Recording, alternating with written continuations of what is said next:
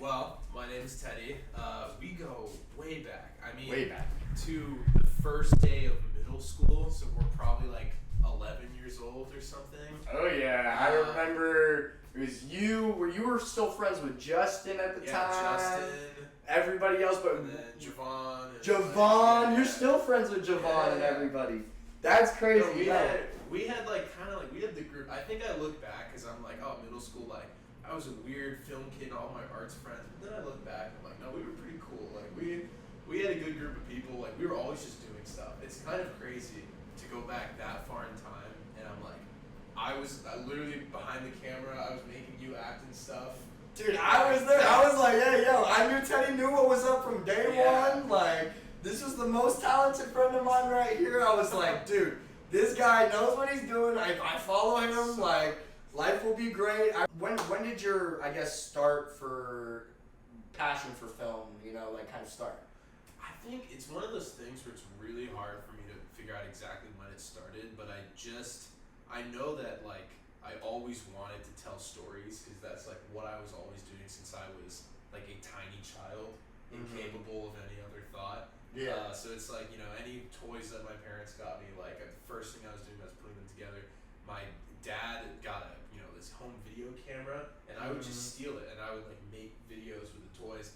And it kind of just graduated to like, I'm doing projects in school for film, and then like we meet each other in middle school, and I'm just like wrangling all my friends together to act in these like absolute nonsense videos.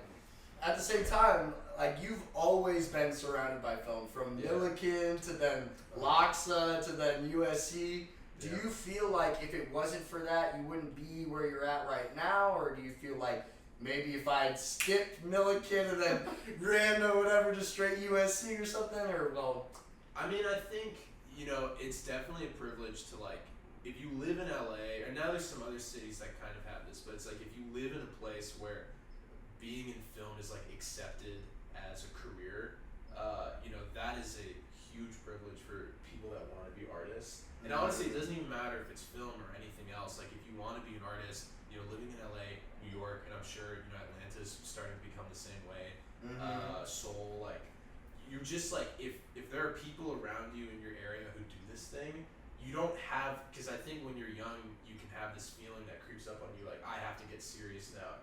Yeah. What am I gonna do for a living? That question, it did come and go, but ultimately it's like no. I see people doing it, I can do it. My family wasn't really like no one in my family ever made films or like worked in filmmaking, but I just kind of saw it in my environment, and then we got really lucky, like in the school that we went to, and getting to meet those people. So I think it would have been my dream no matter what. I think I've always had that in me, but it is a question like, if I wasn't in LA, if I didn't get to meet these people or do these programs, like, that's the thing that's tough, and I think part of the reason why so many filmmakers come out of LA, it's kind of like a cycle. It's like, if you see it in front of you, you can do it. And I think that's kind of very true on our end of things. Like, I mean, a lot of people coming from out of state, at least for the actor side of things, like they're coming from out of state because they see it on TV or something, and they're like, oh, I kind of want myself there, versus the people in LA, I feel like, at least from the people I know who are doing creative stuff, like Liam and everything, like they were doing more, like they were doing those short film projects for fun, like with their friends, and they were doing a gaming channel like way beforehand, and then kind of, so they could do this creation stuff, and then they're like, all right, time to like maybe take it up a notch, and maybe I could do this for a living. And I guess that kind of goes into the next part. As a college student, how is it, I guess, for finding out how to monetize on your end of things and breaking in? Are you trying to go more guild, or are you trying to do independent, do your own projects where you get people to hire you, or? Yeah, I think there's like a couple paths that people can take, especially like if you're in college or just graduate or younger. Like a lot of people will go like the freelance route of like, oh, I'll do commercials, music videos, and like it's a real grind, but like that's where you get to make the most stuff. I think for me, I've been as stubborn as I can on writing and directing narrative projects that I came up with. Which it's like I'm kind of missing out, because I get hit up pretty regularly for like music videos, and like a couple times I've said yes, but most of the time it's like I don't, because it's like I take this stuff very seriously, and like the budgets just keep getting smaller and smaller for some reason. I'm like, No. I'm not gonna, I can't do this for the bag because I'm gonna lose money. Yeah, Because yeah. I'm gonna take it seriously. So it's like a lot of the work that I do, like monetizing my own work, is my side hustle is like first assistant director, which is actually what I was doing today. Do you like that side hustle, or do you I prefer? Oh no, I prefer. But you prefer to be directing I and prefer writing. directing. But Yeah. when you're doing, you do first AD more for business, and Yeah. you survive off of that, and then Exactly. but the work you want to show and really get out there is more your directing work and your narrative work. So I guess that kind of, do you want to maybe go towards guild, or do you feel like that's more 100%. Yeah. that's the route? I think, it's a question. It's not even like entirely what I want, but it's also like I look at what I can do and what I'm good at. Mm-hmm. And I don't know if I'm that director that's like, today I'm doing this commercial, tomorrow I'm doing a different one. There's 3 music videos lined up, and because I know a lot of people who do that, and they're so talented, and like, and it's like it's a different skill set.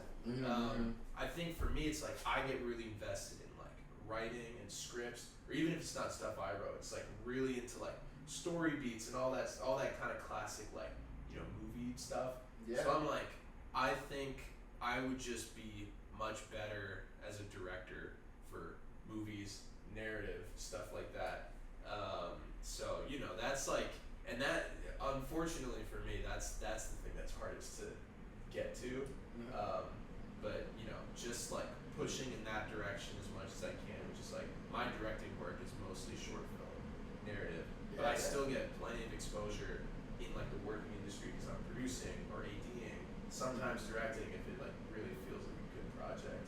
I think, but at the same time, do you feel like USC is teaching more on the technical side, or is it more like? Because I know at least for Chapman, on Chapman's side, I believe a lot of the kids get like, or there's still a certain limited amount of thesis projects, but they each get like $2,000, $3,000 budget for their thesis, and everybody, there's like a bunch of theses every year. There's like they do showings, like a group of I think 5 or 6 that were in this quarter, or that was when their thesis was due for like the first phase or whatever.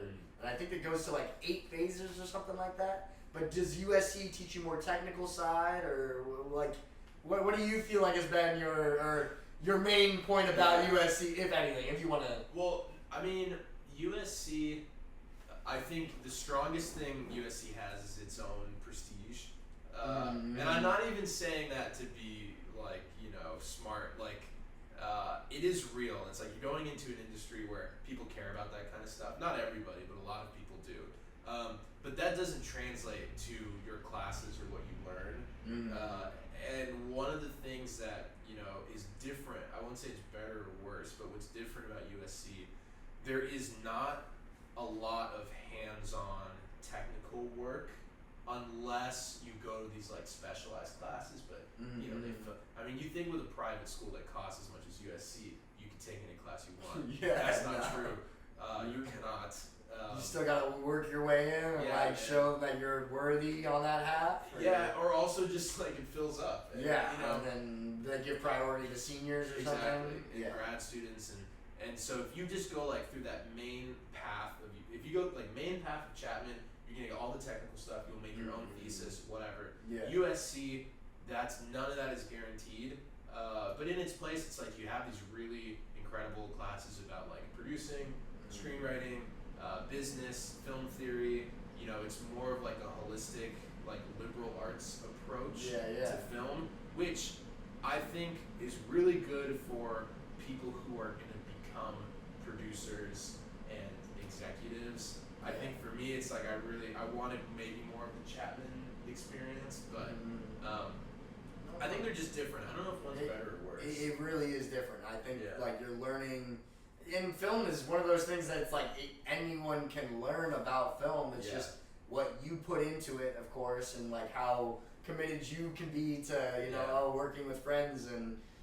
What do you feel like as an actor, like the biggest difference you feel between like those major productions and then just like not even with your friends, but even like smaller commercial type jobs? I mean, no matter what, when you're on a bigger set, you feel more pressure in a way. Like you're there for a lot more people, and you're there for a longer period of time. So if you mess up on day one, they're gonna have a thought about you day 35 or whatever. They're gonna be like, oh, this kid or whatever, you know. But at the same time, when it comes to those on set, when it's just with your buddies and everything, it's a great time. Everybody's there. Everybody knows that like we're here to make a film, and we're just trying to make it easy for everybody. And like even though the major productions, it's like, okay, hey, look, go to freaking school on set or whatever. We're gonna throw you in the holding room. Stay by Crafty. We need you. Like you got to think even the small things of like, oh, I gotta be there for everybody. So like, shit, I'm just gonna, do whatever. Yeah, as an actor, like I was like, I'm more like, hey, I gotta just be by or whatever. I can't eat snacks right now because my teeth will get all yellow or my tongue will get blue. And like, as a young actor too, my mom would be like, Kyle, like get away, like fucking pulling me and all the rest of that. But at the same time, when it comes to those other sets, it's just I can talk like just like this, be there, and then they know that I can still get my work done. Like, I mean, regardless, I snap in whenever it's time to do the work. Yeah. But it's like I'm one of those people that I'm like ADHD as hell, all over the place, extreme energy, but I can snap in. Like, I know that I can just get to that zone. So on those other sets, it's a lot more like I just gotta stay in the zone and try to like make sure that I'm good, like up to everybody's expectations, versus the other one more friendly, more chill, relaxed. And it's always good to have a relaxed vibe on a set because it just makes things so much better and more chill, But at the same time, do you want to maybe hit it over towards the computer? This one was, I remember seeing this, like, to work with snails, dude. Are you kidding? Like, they're like, you can't control their movements. You can't. No. You just kind of just hope. Go there, go that, left, more. Hey, these superstars though. They knew what to do. They were trained by the best, I'm guessing. But. Well, I was like, can you train snails? The answer is no, you can't. But I was on this set, and we had an animal handler on the set who happened to be the same guy who handles like the Aflac duck. And really? Some other famous screen animal. And I was like, I'm making this like snail thing. Do you have any advice? And he's like, yeah, I've worked with snails. Just get a couple of them and take notes on their personalities. Because snails, like, they don't have brains really. They don't like think, but they have like slightly different instincts. And there's one snail who would always climb, and that's like that bar shot where the snail climbs up. I'm like, oh, that's the snail that always climbs upward. I need him to drink out of the cup. And there's one snail that always goes in his shell. So I'm like, because you can't train them, but you can kind of choose what you want to do based on personality. How was it, like, I guess, when working with Canal and stuff like that? Did you find that process to be interesting? As in, like, all right, did they reach out to you, or did you reach out to them, or? This film went to a random festival in Paris, and I had never heard of it, but someone told me to submit, and just so happened somebody in the audience, it was like, we want to license this film, we want to play it on TV. Yeah. Thank God they found me, because I was like, I didn't have IMDb, I didn't have a website or anything back then. Yeah. Somehow they found me. I think they reached out to someone at USC. Really? Yeah, like someone at the school. They loved that film. Yeah, and they were like, we need to talk to this kid, and then and so we ended up talking, and I got like a distribution deal, and it was kind of like my first experience doing something that felt like, oh, okay, this is like, I'm actually in the process now. I didn't, because I've made a ton of stupid short films forever. Not a single one has been stupid. All of them have been award-winning, Academy Awards, like every single one. In my opinion, though, from at the time with our knowledge too, like I even remember just seeing those, and I was like, damn, Teddy is good at this shit, man. Like, we were cooking. We were cooking. I swear we were cooking, guys. Like, not to rag on USC, but I'm gonna rag on USC. They don't give you any, equipment for films you want to make, except for if you're one of the, if you're directing, or your junior year you have another project. Mm-hmm. But everything you make at USC or you make with their equipment, they own the copyright, and you're not allowed to put it online. You can't you know, you don't have free will over like where to submit it. It's crazy. What? It's crazy. It's that's the only thing I'm questioning about that half. Because I mean, I know no, it's terrible. Do you ever feel like you want those artists, or well, you said you're not doing the artist stuff as much, but you're still partaking for the first AD side. But like, do you want to find those artists that are not blown up yet, but then create something like that to get your name out there, or do you feel like you can get your name out there by yourself? I mean, I think for me, I'm not really, my relationship to like where I want things to go isn't necessarily about like I need to get my name out or I need to work with artists who are going to become major. I think for me it's like I just want to really develop a portfolio of just quality writing, directing, narrative work, because ultimately, you know, I want to look. My dream since I was literally a child was like I want to just go out and make movies. I never had a dream of like, oh, I want to be I want to direct commercials for life insurance or music. Even though I love music videos, it's just like I think, you know, for as long as I can, as stubbornly as I can, it's focusing on like that kind of stuff. Like I think it's just like if you're a consistent person, and it probably extends to like every art form or every practice, employment. Like you're a consistent person, you have something you want to do, you keep doing it, you keep getting better. Other people are gonna recognize that. It's like, you know, luck is what is it?